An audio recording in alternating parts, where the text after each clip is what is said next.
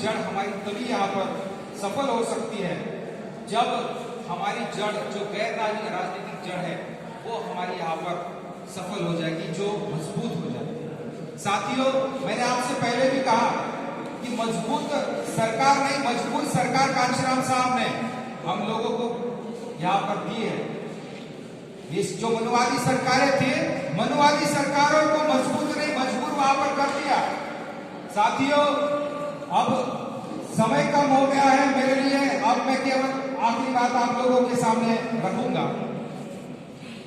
साथियों, जो आप लोगों को पता भी होगा कि भारत में एक ऐसी भी सरकार बनी थी, क्योंकि इंदिरा गांधी की, राजीव गांधी की और जो कांग्रेस की सरकारें बनी वो सारी सरकारें मजबूत थी, यानी बहुमत में थी।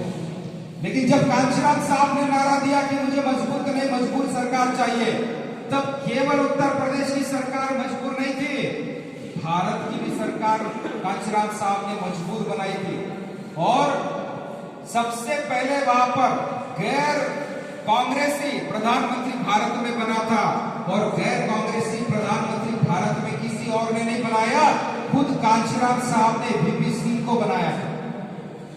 वीपी सिंह को जब वहां पर समर्थन अपना देकर वीपी सिंह से कहा कि भाई तुम प्रधानमंत्री बनो, हम तुम्हें समर्थन देते हैं, और वीपी सिंह के सामने दो शर्तें कांशीराम साहब ने रखी, दो शर्तें, और कहा दो शर्तें जैसे प्रधानमंत्री बन जाओगे हमारी दो शर्तों को पूरा करना है।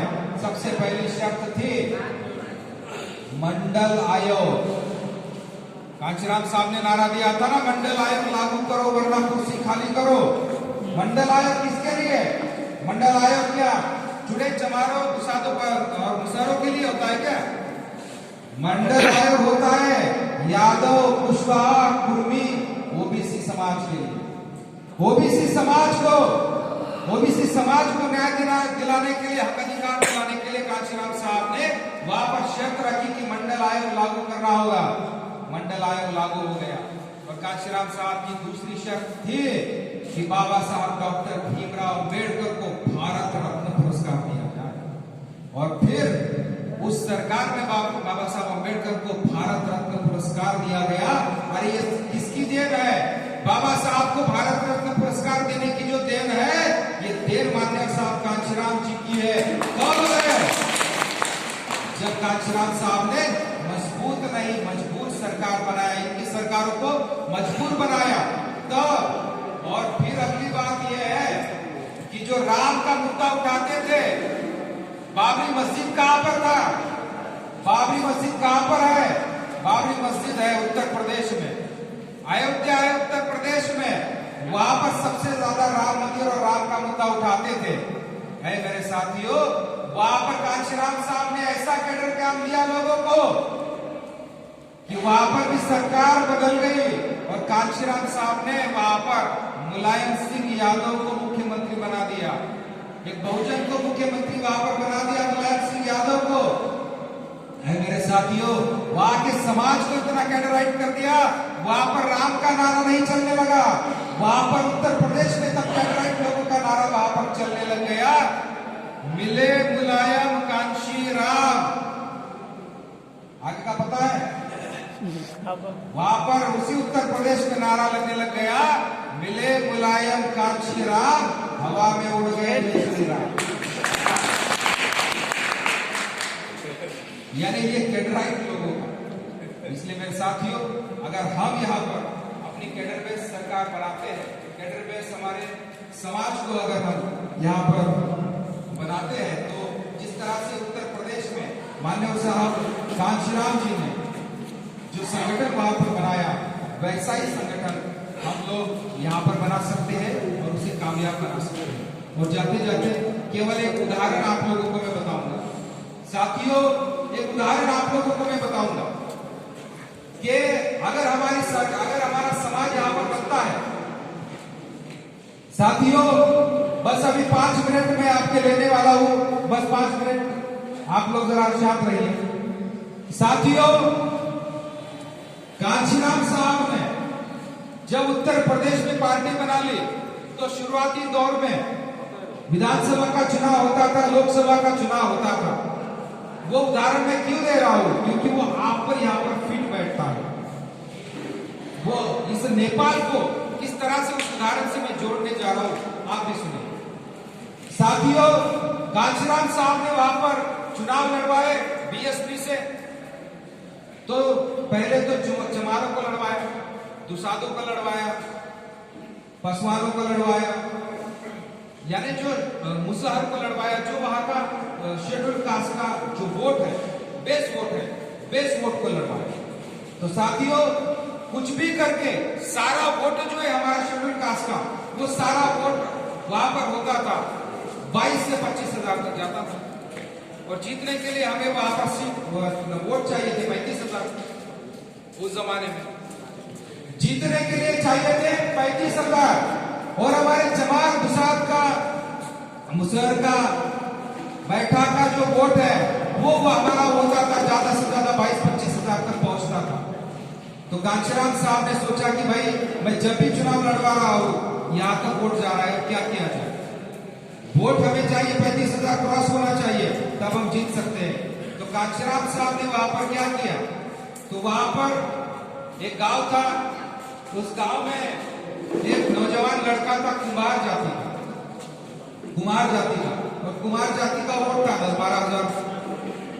अब वहां पर 10-12-15 हजार इसका वोट था, तो 10-12 हजार वाले को कोई पूछता भी नहीं था, क्योंकि वो वोट बहुत कम था। ना कांग्रेस उसको पूछती थी, ना भाजपा उसको पूछती थी, ना अन्य कोई दल पूछता था। तो कांशीराम साहब ने वहां पर सोचा, उस आदमी को बुलाया, उस नौजवान लड़के को बुलाया कि देख भाई, मेरे पास जो वोट है ना, हाथी का वोट, मेरे हाथी का वोट मेरे पास है 25,000, और जीतने के लिए वोट चाहिए यहाँ पर 35,000। वो तेरे पास है 10-12 हजार वोट तेरे समाज का। अगर तेरा 10-12-15 हजार वोट अगर तू इकट्ठा कर लेता है, तो मैं हाथी का वोट डाल दूंगा, तू जाति का वोट डाल दे, तो तू एमएलए बन जाए।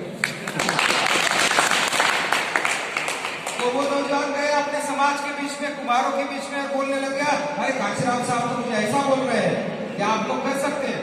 तो वो बोले कि अरे भाई, आज तक कोई पार्टी हमारे पास नहीं आई, लेकिन कांशीराम साहब अगर ऐसा ऑफर देते हैं तो चलो भाई तैयार हो जाओ। उस आदमी का कुमार समाज वहां पर तैयार हो गया, और कांशीराम साहब का जो हाथी का वोट था, भाई हाथी का वोट जो था 22-25 हजार हाथी को मिल गया।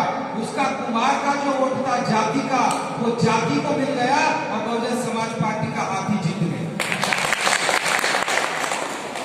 ऐसा ही समीकरण हमें यहाँ पर बनाना है, ऐसा ही समीकरण बनाएंगे यहाँ पर। इसलिए साथियों, जहां पर हमें जरूरत होगी वहां पर उस जाति का कैंडिडेट रहेगा, और हमारा कैडर बेस्ट जो वोट है वो हाथी का वोट कहीं भी जाएगा।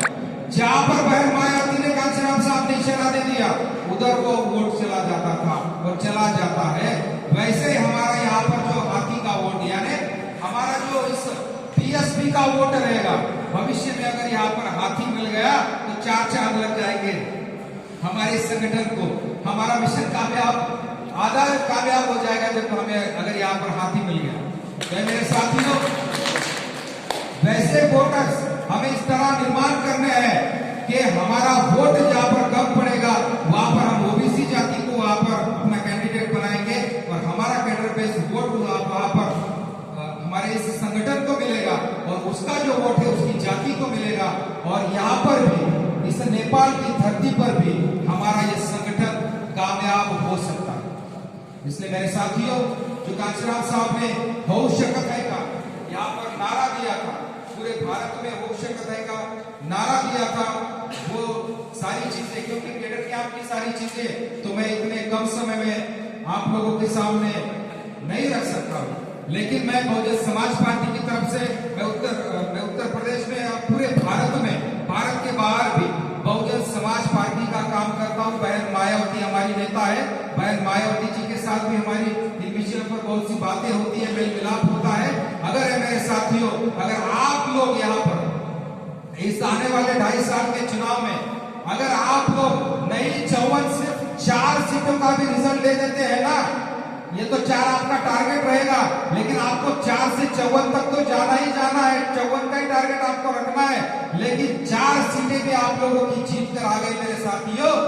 हमारे समाज की, जो भारत देश की प्रधानमंत्री बनने जाने वाली हमारे समाज की सबसे मजबूत महिला है बहन मायावती को आपके पास हम लेकर आएंगे। आपके सामने, आपके इस नेपाल की धरती पर बहन मायावती को लेकर आएंगे, तब आप लोगों की ताकत इतनी बढ़ जाएगी। मेरे साथियों, अगर बहन मायावती हमारे समाज के बारे में, नेपाल की जनता के बारे में अगर वहां से एक लफ्ज भी बोल दे, अगर ट्विटर पर भी लिख दे, तो यहाँ की सरकार हिल जाएगी। इतनी ताकतवर महिला बहन मायावती है। और बहन मायावती, क्योंकि भारत जो है, तो भारत की राजनीति, यहाँ की राजनीति को भी चलाती है, आप लोगों को पता भी होगा। इसलिए मेरे साथियों, वहां पर तो ईवीएम के कारण गड़बड़ हो गया, वरना आज की तारीख में हमारे समाज की महिला बहन मायावती भारत की प्रधानमंत्री रहती है। ईवीएम के कारण गड़बड़ हो गया। हम वहां पर ईवीएम हटाने के लिए आंदोलन पे आंदोलन किए जा रहे हैं, यूनो में भी हम जा रहे हैं, बहुत जल्द हम वहां पर ईवीएम हटाने की तैयारी कर रहे हैं। लेकिन आप लोगों ने वो जो ईवीएम की गंदगी है, नेपाल में बिल्कुल मत आने देना है, बिल्कुल नहीं। अगर कहीं पर भी कहीं स्टार्ट हो जाता है, अगर ये कहीं पर भी, चलो भाई कि एक ट्रायल लिया जाए, अगर ये सरकार कहेगी कि चलो एक विधानसभा या एक लोकसभा पर ट्रायल लिया जाए कि यहाँ पर ईवीएम कैसे रहेगा, तो वो ट्रायल भी आप लोगों ने नहीं लेने देना। अरे देश की, दुनिया की सबसे बड़ी राजसत्ता कौन है, सबसे बड़ा ताकतवर कोई है, तो अमेरिका है। हाल ही में अमेरिका में चुनाव हुआ ना, कैसे हुआ? बैलेट में 4-5 दिन तक वहां पर वोटों की गिनती चली, लेकिन वो वोटों की गिनती पूरी तरह से वहां पर ट्रांसपेरेंटी उसमें थी, वहां पर कोई गड़बड़, कोई धांधली नहीं थी। क्योंकि आप वहां पर अगर 3 साल की सरकार, 3 साल की सरकार होती है, अगर भारत में और नेपाल में 5 साल की सरकार बनाने के लिए अगर 5 दिन तक भी अगर वोटों की गिनती चली, तो हम लोगों को चलेगा। 5 दिन भी अगर लगते हैं वोटों की गिनती में, फिर भी हम लोगों को चलेगा, लेकिन हमको ईवीएम बिल्कुल नहीं चाहिए। इसलिए मेरे साथियों, आप लोगों ने जिस तरह से यहाँ पर एकजुट होकर, क्योंकि ये आगाज आप लोगों ने कर दिया है, तमाम कर्मचारी यहाँ पर इकट्ठा हो गए हैं। मेरे साथियों, अब यहाँ पर मुझे लगने लग गया है कि अब बहुत जल्द में इस नेपाल की काठमांडू की कुर्सी पर और इस 2 नंबर के प्रदेश की कुर्सी पर बहुत ही जल्द हमारे समाज का बंदा बैठने वाला है।